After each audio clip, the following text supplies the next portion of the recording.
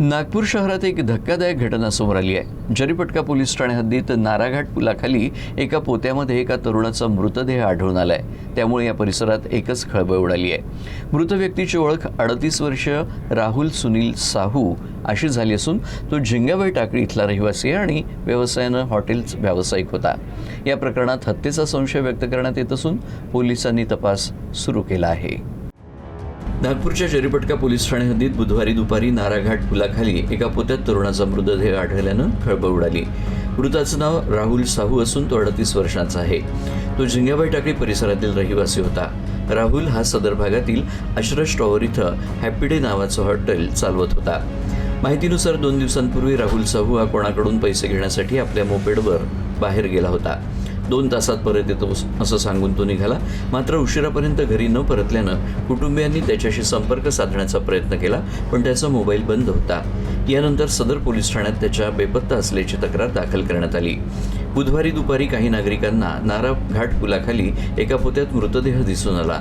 त्यांनी तात्काळ पोलिसांना माहिती दिली। घटनास्थळी पोहोचलेल्या जरीपटका पोलिसांनी पोत्यातून मृतदेह बाहेर काढत तपास सुरू केला। फॉरेन्सिक पथकानं घटनास्थळाची पाहणी केली असून मृतदेह शवविच्छेदनासाठी पाठवण्यात आलाय। प्राथमिक तपासात हत्येचा संशय व्यक्त करण्यात येतोय। अज्ञात आरोपींनी राहुलची हत्या अन्य ठिकाणी करून मृतदेह पोत्यात भरून पुलाखाली फेकल्याचा अंदाज पोलिसांनी व्यक्त केलाय। सध्या पोलिसांकडून या प्रकरणाचा सखोल तपास सुरू असून आरोपींचा शोध घेतला जातोय।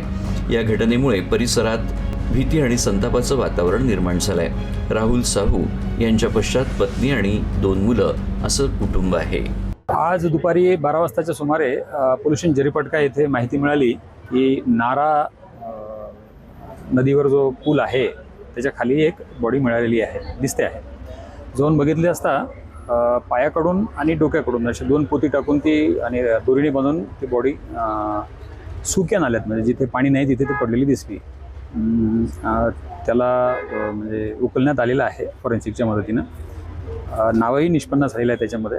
आता त्या नावाच्या आधारे त्याचं पैशाबाबत किंवा जमिनीबाबत कोणाशी काही वाद होता का याबाबत वरिष्ठ स्तरावरून आणि पुरुष स्तरावरूनही चौकशी सुरू आहे। क्राईमची टीम आलेली आहे, DCP साहेबांनी व्हिजिट केलेली आहे आणि लवकरच त्यांची नावं निष्पन्न होतील असं दिसत आहे। हे अज्ञात बॉडी शोधताना असं लक्षात आलं की पुरुष सदरमध्ये परवा ह्या मृतकच्या मिसिंगबद्दल नोंद आहे आणि म्हणजे परवापासून तर नाही आहे, कालचा 1 दिवस मध्ये गेलेला आहे। त्या दृष्टीने तपास सुरू आहे।